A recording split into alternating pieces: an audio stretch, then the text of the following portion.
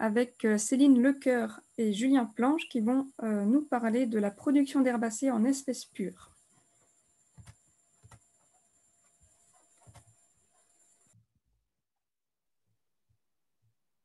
Bonjour.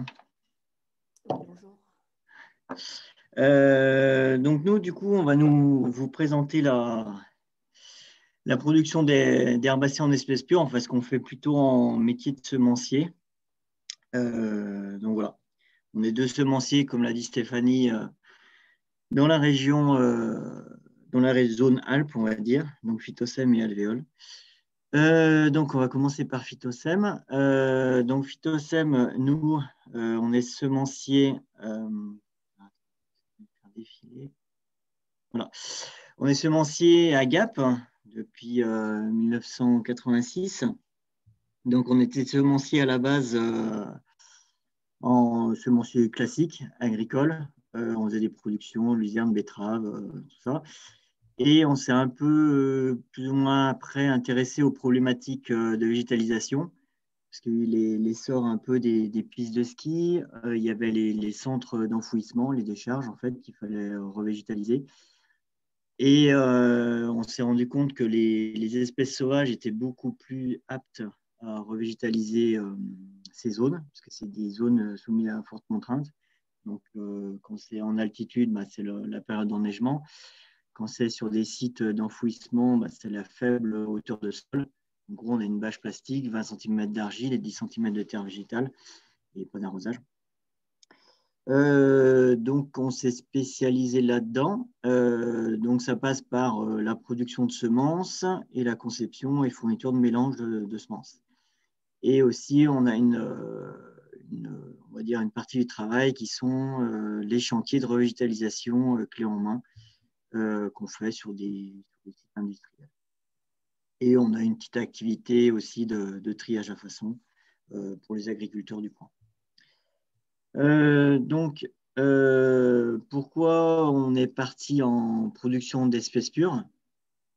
Alors, déjà, c'est souvent aussi dans les cahiers des charges. Quand il y a des travaux, il y a souvent un CCTP. Et donc, le cahier des charges, c'est souvent que c'est un architecte paysagiste qui définit la composition du mélange adapté. Alors, des fois, il n'y a pas forcément de cahier des charges. Donc, l'intérêt de produire en espèces pures, c'est qu'on contrôle vraiment ce qu'il y a dans le mélange. Donc là, on voit sur la photo, c'est un site, c'est une carrière, région Rhône-Alpes. Donc, c'est le même site, ce n'est pas tout à fait le même angle de vue. Mais on voit qu'on a la première année, il nous faut des pionnières.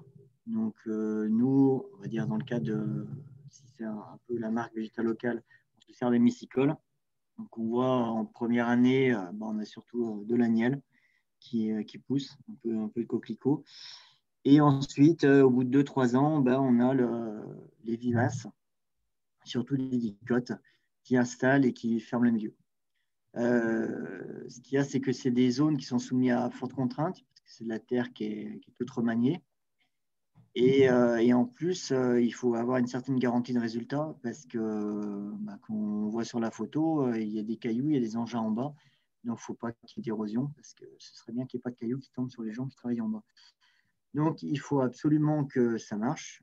Et donc, nous, on se sert surtout des espèces sauvages pour apporter justement cette garantie de résultat et cette garantie de reprise et de taux de couverture, en fait, et de pérennité du mélange. Donc, les sauvages nous aident à ça. Et le fait d'avoir les mélanges en espèces pures à la base, ça nous permet de contrôler la dose de semis de chaque espèce.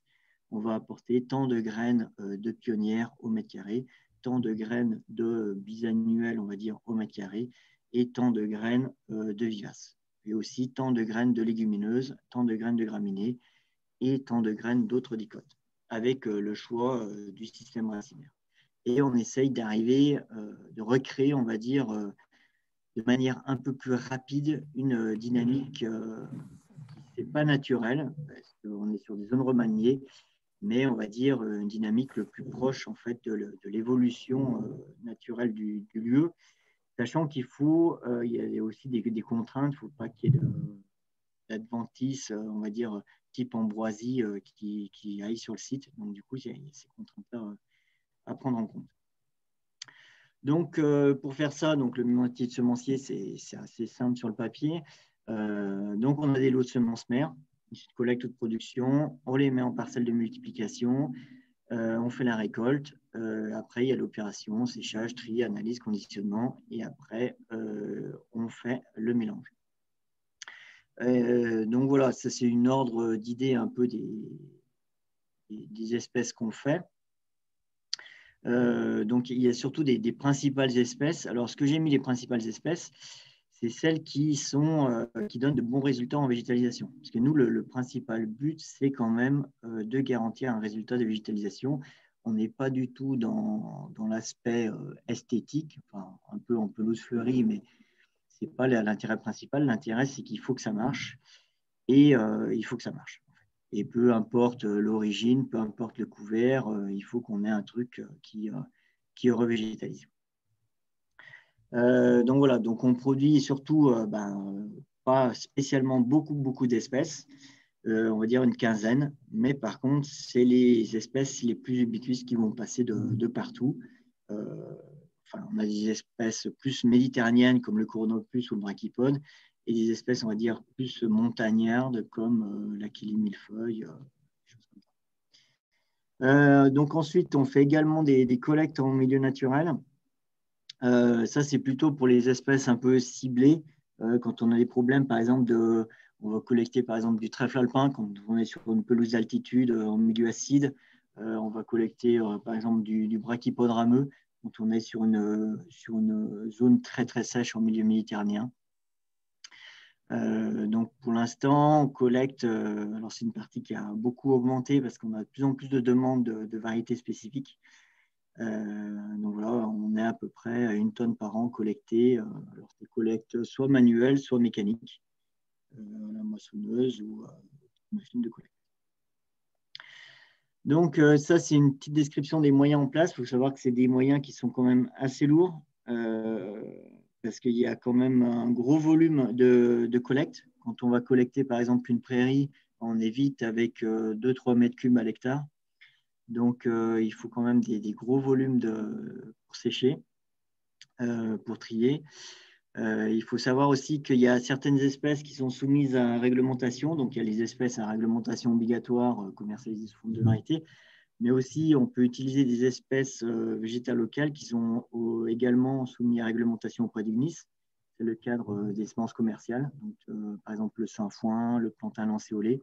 On peut le commercialiser dans le cadre de la marque végétale locale, mais en même temps, il faut garantir des facultés germinatives et des puretés spécifiques. Donc, c'est un certain nombre de graines dans le lot et en plus, dans les mélanges, on a un taux limité, par exemple, de folle avoine, de brome stérile. Enfin, il y a quand même une réglementation à prendre en compte. Donc, du coup, nous, on a créé un logiciel de certification qui peut nous permettre de commercialiser ces espèces. Parce que sinon, si on n'a pas de certificat, par exemple, on ne peut pas commercialiser de plantain ou de sainfoin. C'est interdit par la loi. Donc, nous, on s'est un peu orienté sur la marque végétale locale, ça nous paraissait intéressant, parce que pour l'instant, sur les sauvages, il n'y a pas du tout d'audit externe, il n'y a pas de contrôle traçabilité. Donc, du coup, c'était un peu la porte ouverte à tout et à n'importe quoi. Donc, ça a été assez… Enfin, on avait déjà quand même des bonnes prédispositions pour entrer dans la marque. C'est qu'on avait déjà du matériel de collecte. On avait déjà repéré pas mal de zones de collecte. Donc, ça, c'était un avantage pour nous. On a pu rentrer rapidement dans la marque. On avait déjà en place le réseau d'agriculteurs multiplicateurs. On avait déjà un logiciel pour la traçabilité du lot, donc agréé par le CNIS. Et en plus, c'est le CNIS qui fait l'audit du végétal local en ce moment, donc c'était intéressant pour nous. Et on avait déjà soumis à des audits externes, notamment le plantain, le sainfoin. Et puis en plus, nous, on est certifié EcoCert. Donc du coup, on a pas mal de traçabilité bio, parce que la plupart des agriculteurs sont bio, et on fait pas mal de triage à façon en bio. Donc, du coup, on a 2 audits externes. Par contre, ce qui est un peu plus compliqué pour nous, c'est le renouvellement des semences mères, toutes les 5 générations. Ça, c'est assez compliqué parce que d'habitude, on partait sur des lots assez classiques. Le problème, on en a parlé avant aussi, c'est l'identification et la nomenclature des espèces. Parce que ça, c'est un truc, nous, on n'est pas du tout botaniste, hein, donc ce n'était pas du tout notre métier. On était plutôt sur des dénominations, on va dire, commerciales, hein, comme Antilles vulneraria, l'IMPRN, groupe, FETUC, groupe ovine, ça suffisait pour l'instant. Et là, c'est vrai qu'on nous demande un peu plus dans le cadre de la marque. Et donc là, c'est un peu le frein. C'est vraiment un frein pour nous. Mais bon, on va essayer de se dépatouiller avec ça. Et ensuite, ce qui est un peu compliqué pour nous pour l'instant, et on a un peu de manque de recul, c'est que une espèce qui, on va dire, qui est vraiment pas sauvage, mais on va dire qui correspond à la carte dans le cadre de la marque végétale locale, il n'y aura pas eu de sélection massale. Donc, du coup, on n'aura pas des critères de stabilité sur la germination, sur la vitesse d'implantation, sur son potentiel de développement et sur sa faculté, on va dire, d'adaptation au terrain sec, humide, des choses comme ça. Donc, du coup, on est sur une dynamique qui est plus propre. Alors, c'est intéressant parce qu'on a des grains durs, les populations collectées sont un peu plus résistantes et il y a plus de diversité génétique. Mais par contre, c'est un peu plus dur de faire un mélange équilibré avec ces espèces. Donc voilà, c'était un peu une présentation de nous, de notre ressenti. Et maintenant, Alvéole va vous présenter un peu sa propre expérience. Voilà. Oui, alors je vais partager aussi.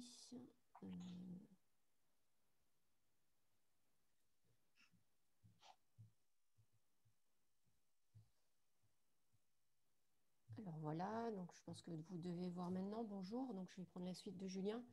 Donc Alvéole, on est une structure différente donc, de Phytocem puisque nous sommes un chantier d'insertion, donc association le 1901, qui existe depuis 1994, localisé donc en Haute-Savoie. On accueille, on a 82 salariés, dont 24 permanents et 58 salariés en parcours d'insertion.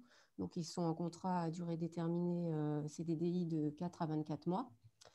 Et la mission d'Alvéole est donc d'accompagner vers l'emploi des personnes qui sont très éloignées de l'emploi pour différentes raisons qui peuvent être des raisons de langue, psychologique, addiction, permis, des causes qui sont vraiment complètement différentes, des personnes qui ont besoin de reprendre des repères. Et pour ça, en fait, on s'appuie sur ce qu'on appelle, nous, des chantiers apprenants en situation de travail qui nous permettent, en fait, d'accompagner les personnes à travers une activité qui a lieu donc, toute la journée. On a 17 équipes, dont une équipe qui est dédiée donc, à la production de semences de fleurs sauvages. Sinon, les autres équipes sont réparties sur du second œuvre du bâtiment, de l'espace vert, de l'espace naturel, de la couture, de la menuiserie. Voilà un petit peu tous les domaines. Et en plus donc, de cet accompagnement que les salariés peuvent avoir sur le terrain, ils peuvent bénéficier d'un accompagnement, ils bénéficient d'un accompagnement social et professionnel. Alors, comment sommes-nous venus en fait à la production de semences de fleurs sauvages locales ? Voilà, parce que du coup, donc le chantier de semences, c'est un nouveau chantier.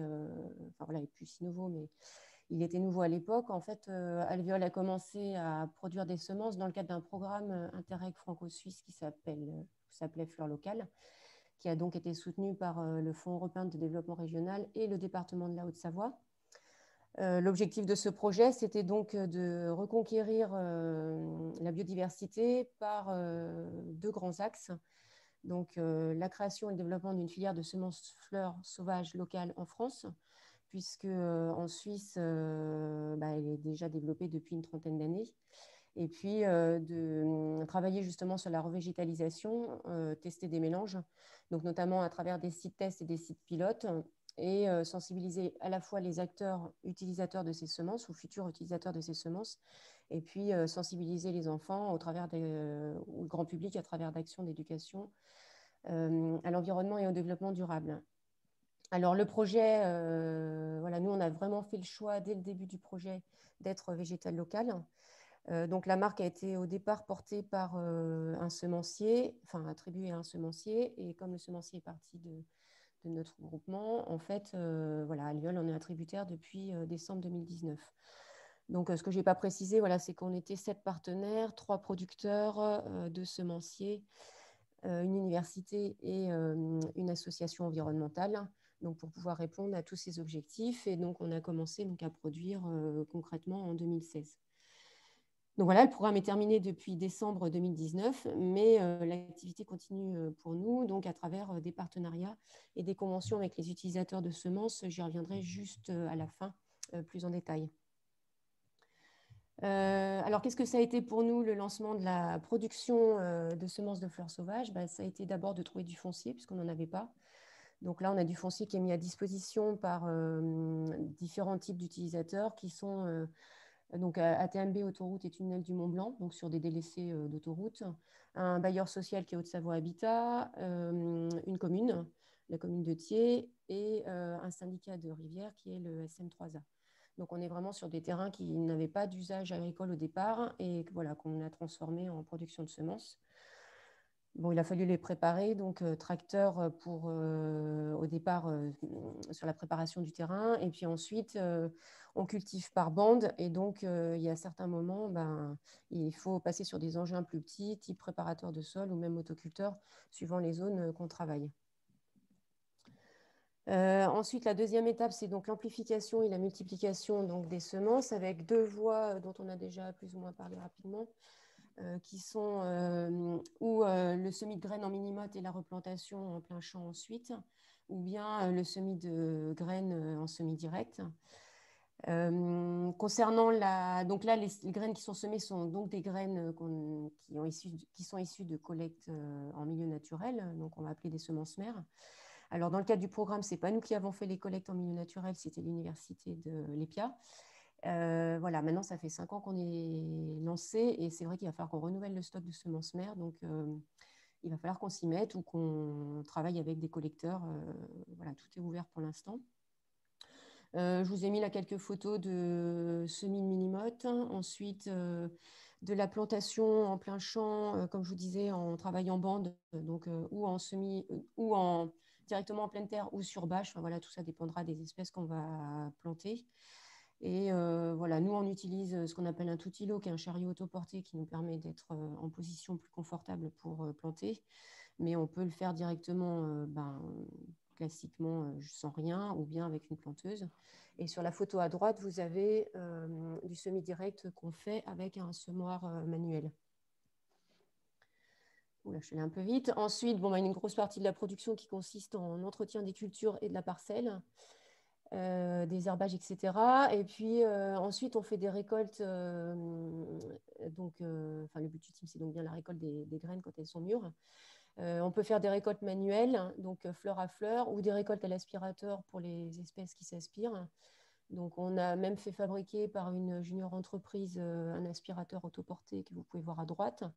Donc, tout ça, c'est pour les cultures qu'on va récolter tous les 2 jours à peu près. Et sinon, on pourra faire des récoltes en une fois. Donc là, on va les faire au taille-haie. Voilà, on est très peu mécanisé. On a vraiment que principalement de la récolte manuelle qui permet de valoriser la main-d'œuvre du chantier d'insertion. Ensuite, je vous ai mis 2 photos. Une photo de la chaîne de séchage qui nous permet de sécher les graines à la récolte. On fait aussi sécher des graines sur bâche parce qu'au moment de la pleine récolte, on n'a pas assez de place dans la chaîne de séchage. Et puis ensuite, on stocke les graines avant le tri. Et bon, voilà, clairement, il faut de la place. Ça, c'est qu'une petite partie du stockage de l'année dernière. Donc, ça nécessite un peu de place, puisque du coup, on a beaucoup de biomasse aussi. Ensuite, donc, on trie les semences. Donc, à Alvéole, on a 4 machines. Au départ, on commence par avoir un gros travail de tri manuel, donc avec des tamis. Ensuite, on peut passer les graines à la batteuse. On a aussi une brosseuse, une colonnaire et un trieur séparateur voilà, qui nous permet de trier les différentes semences qu'on récolte. Donc, nous, on est plutôt sur des machines de laboratoire. Mais bon, ça nous permet pour l'instant de trier ce qu'on récolte. Voilà, ensuite, on pourra faire des mélanges avec les semences qu'on aura récoltées. On fait aussi de la revégétalisation, donc principalement de la revégétalisation avec du semi-manuel. Mais on peut aussi mettre en place la revégétalisation donc avec différentes techniques, je pense, qui ont peut-être été évoquées tout à l'heure, foin vert, et puis on souhaite développer la récolte en mélange à partir du brossage de prairies pour pouvoir compléter les semences qu'on produit. Voilà, si je vous fais un bilan, du coup, donc nous, on est sur 6 000 m² de culture et on n'augmentera pas plus puisque c'est ce qui permet à une équipe d'un encadrant et de 3 à 4 salariés de travailler toute l'année. On récolte entre 50 et 150 kg de semences triées annuellement, sachant que voilà, on est monté en puissance depuis 2016, donc on a des volumes qui sont assez variables et puis qui vont dépendre aussi des espèces qu'on aura récoltées. On a choisi d'axer principalement, nous, sur notre production sur les dicotylédones, puisque du coup, l'idée, c'est, enfin voilà, on est peu mécanisé et on a beaucoup de main-d'œuvre. Donc, c'est plutôt d'aller sur les espèces à forte valeur ajoutée, voilà, des espèces qui vont se récolter tous les 2 jours, qui vont s'aspirer, etc., qui vont vraiment nous permettre de valoriser le temps passé sur les parcelles. Contrairement en fait aux graminées qui nécessitent plus de mécanisation, et voilà, on a essayé d'en faire, mais clairement, comme on récolte au taille-haie, on a vraiment beaucoup de travail ensuite pour le tri. On n'est pas du tout efficace en fait sur les graminées. On a vraiment une plus-value sur les dicotylédones. Donc, dans le cadre du programme, on a testé 100 espèces, tous producteurs confondus. Là, on est plutôt en routine maintenant sur 30 à 50 espèces, voilà, dont j'ai cité quelques espèces, hein, Cnotis, Scabieuse, Landan, Campanule, Marguerite, Crépide, etc. Pour pouvoir continuer après le programme, vu que voilà, le chantier semences, c'est un chantier parmi d'autres chantiers qui n'ont rien à voir, il fallait absolument qu'on arrive à construire un partenariat avec les utilisateurs pour pouvoir assurer d'un côté, nous, notre écoulement des semences. Et puis, de l'autre côté, le partenariat qu'on essaye de construire permet aux utilisateurs d'assurer leurs besoins, en tout cas dans les espèces qu'on produit, donc dans certaines dicotylédones. Voilà, le principe, c'est qu'il y ait vraiment une adéquation entre l'offre et la demande, et puis qu'on produise, nous, que les espèces dont on est sûr d'assurer la vente. Et voilà, qu'on soit vraiment en adéquation complète entre la production et la végétalisation. Donc, on a du coup signé 2 conventions, une l'année dernière avec ATMB Autoroute et Tunnel du Mont Blanc, donc une convention de 3 ans qui nous permet donc de produire les graines dont ils ont besoin. Et puis, on vient d'en signer une avec le syndicat mixte de l'Arve et de ses affluents, donc la SM3A. Donc, pareil, convention de 3 ans qui va nous permettre. Donc, ces 2 conventions vont nous permettre de produire, voilà, d'assurer le travail d'une équipe. Et l'objectif, c'est de construire d'autres conventions pour pouvoir refaire entrer dans ce groupe, dans cette production, les partenaires qui étaient au départ dans le projet Fleurs Locales, et puis d'autres producteurs qui pourraient être un peu sous le même format que nous et qui pourraient répondre donc à la demande des utilisateurs sur le territoire. Voilà, juste pour finir, du coup, c'est un chantier qui est vraiment intéressant pour nous parce qu'il permet de valoriser les plus-values, hein. Production sans produits phytosanitaires, marque végétale locale, emploi en insertion ou en handicap, emploi local, économie sociale et solidaire. Et puis, ça nous permet de développer de nouvelles compétences auprès des salariés puisqu'on a mis en place un certificat de qualification professionnelle semences qui permet en fait de vraiment identifier ce que les salariés sont capables de faire et qui pourront valoriser par exemple en horticulture ou pépinière aussi. Voilà. Donc du coup, j'ai fini sur cette présentation. Donc 2 objectifs un peu différents entre Phytosem et Alvéole, parce que 2 fonctionnements différents donc des structures. Voilà, je pense qu'il vous reste un peu de temps pour poser des questions. Donc je vais me sortir, départager le diaporama. Merci beaucoup à tous les deux pour vos interventions. Effectivement, il y a pas mal de questions. Alors, la toute première, je pense que c'était plutôt pour Julien Planche. Alors, comment vous organisez-vous pour les récoltes de semences pures? Est-ce que ce sont uniquement des salariés ou est-ce que vous faites appel à des bénévoles ou associations de récoltants? Alors, attendez, j'ai désactivé mon son. Non, t'entends? On entend, Non, oui. t'entends Julien. Là, on n'entend plus par contre.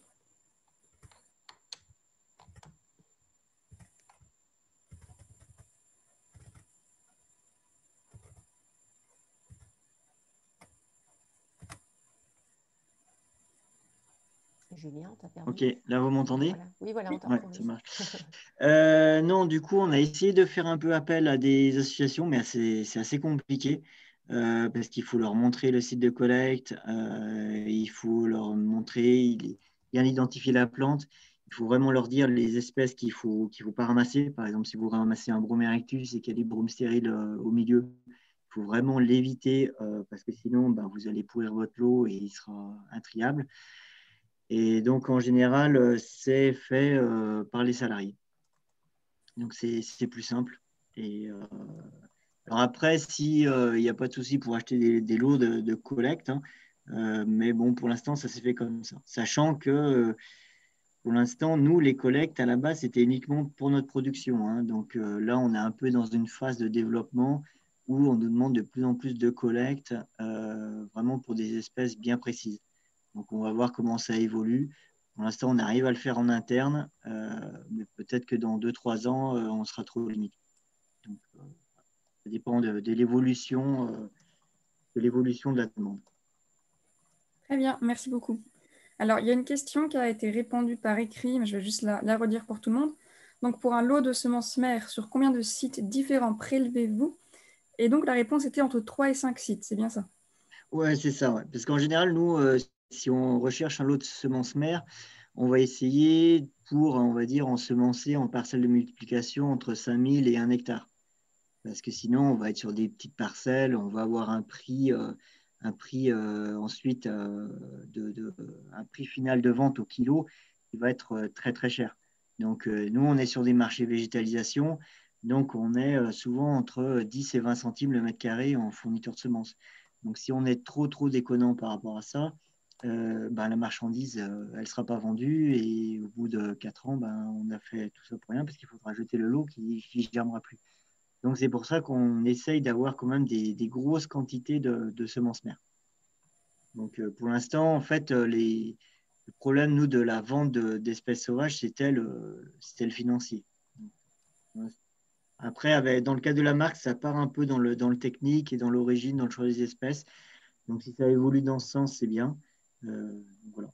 Pour l'instant, le constat est là. D'accord, très bien, merci. Alors, il y avait une question sur le matériel concernant l'activité de séchage, tri, conditionnement, stockage et des fournisseurs. Donc là, je pense que ce sera plus facile de répondre pendant l'atelier de cet après-midi. Ouais. Donc, une dernière question pour Julien Planche. Est-ce que vous passez des contrats avec des agriculteurs pour multiplier le matériel? Oui, c'est des contrats avec des agriculteurs assez classiques, hein. C'est des contrats comme la FNAMS fait, c'est la Fédération nationale des agriculteurs multiplicateurs. Donc voilà, ça peut être soit au poids récolté, soit en forfait location de parcelle. Voilà. Mais c'est assez classique quand on est dans la filière semence, quoi. Il n'y a rien de très particulier. Et en plus, c'est déclaré à la PAC, donc c'est bien vraiment dans le cadre de la production agricole, quoi. Il n'y a pas de truc particulier. D'accord, merci. Alors, deux questions pardon, maintenant pour Céline Lecoeur. Est-ce que vous pouvez redonner, s'il vous plaît, le nombre de salariés permanents et insertion pour les 6000 mètres carrés? Alors, oui, alors tout d'abord, je viens juste de voir sur les questions que vous ne m'avez pas bien entendu, je suis désolée. Sinon, oui, on est une équipe de 1 encadrant et 4 salariés, en fait, sachant qu'on est sur des contrats où chaque salarié travaille 3 jours par semaine. Et donc, ça nous permet d'avoir tous les jours, en fait, 1 encadrant plus 3 salariés. D'accord, merci. Il y avait une petite question. Qu'entendez-vous par espèce à forte valeur ajoutée? Et une réponse, donc, c'est une espèce qui valorise la forte main-d'œuvre nécessaire. Est-ce que c'est bien ça, vous? Oui, voilà, c'est ça, je confirme, effectivement, c'est les espèces. En fait, il y a certaines espèces qui vont avoir un rendement relativement faible quand on va les récolter en une seule fois, à la maturité optimum, si on peut dire, sachant que la maturité de ces espèces-là peut être très étalée dans le temps. Et donc, l'objectif, en fait, c'est qu'on les récolte, nous, tous les jours ou tous les 2 jours, et pour augmenter le rendement. Et dans ce cas-là, c'est vrai que vu qu'on a de la manœuvre, c'est plus pertinent d'être sur ces espèces-là que sur les espèces qui vont se récolter vraiment qu'en une fois, où on n'est pas équipé pour être efficace dans la récolte. Et aussi, j'ajoute aussi, il y a la forte valeur ajoutée aussi pour l'implantation. Quand on est sur des grosses vivaces, comme par exemple les scabieuses, des choses comme ça, c'est bien de les implanter en parcelles de multiplication en mini-motte, parce qu'elles sont un peu longues à l'installation. Elles sont hyper intéressantes en végétalisation, mais elles sont un peu longues à s'installer. Et du coup, en mini-motte, elles sont plus concurrentielles par rapport aux spontanées qui est dans la parcelle de multiplication. Mais par contre, des mini-mottes, eh ben, ça demande beaucoup plus de temps. Donc, il y a la valeur ajoutée à la fois pour la collecte, récolte et à la fois pour l'implantation. Tout à fait. Très bien. Merci beaucoup pour toutes ces précisions.